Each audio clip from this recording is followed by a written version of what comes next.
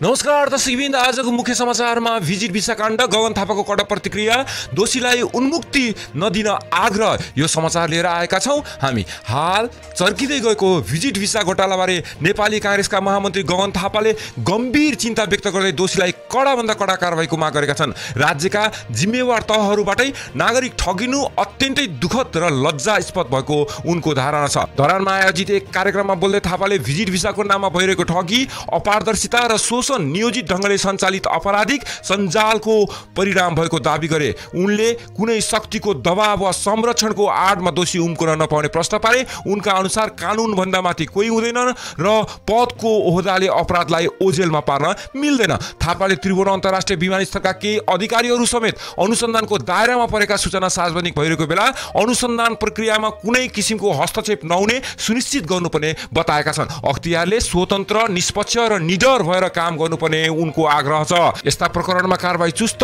प्रमाणमूलक र निष्कर्षमुखी हुनुपर्छ उनले भनेका छन्। गृहमन्त्रीको नाम समेत यो मुद्दामा जोडिएर आएको विषयमा थापाले राज्यको नीति र संविधानले निर्धारण गरेको अख्तियारको भूमिकामा सबैले विश्वास गर्नुपर्ने बताए। उनले यो पनि प्रश्न पारे कि अनुसन्धानका क्रममा जो कोहीको नाम अगाडि आएमा त्यसले जिम्मेवारीमा बसिरहन मिल्छ कि मिल्दैन भन्ने प्रश्न राजनीतिक नैतिकताको क्षेत्रभित्र पर्दछ। थापाले विगतमा पनि यस्तो अवस्थामा कुनै पनि नेता वा अधिकारी अनुसन्धानको दायरामा आएको खण्डमा उनीहरूलाई छानबिन सहज बनाउने जिम्मेवारीबाट अलग हुन आग्रह गरेको स्मरण गराउँदै यो घटनामा पनि त्यही मापदण्ड लागू हुनुपर्ने बताएका छन्। कुनै पनि तह वा पदमा बसेको व्यक्ति दोषी ठहरिएमा त्यसलाई कानुनले छोप्दैन, उनको चेतावनी थियो। उनले अन्त्यमा जोड दिए नागरिकहरूको विश्वासलाई पुनर्स्थापना गर्न यो घटनाको जरा, टेको र सामूहिक संरचनासम्म पुगेर दोषीमाथि कठोर कारबाही हुनैपर्छ। राज्य संयन्त्रमा बसेका कोही पनि चाहे अगाडि होस् या पछाडि कसैले उन्मुक्ति पाउने अवस्था हुनु हुँदैन।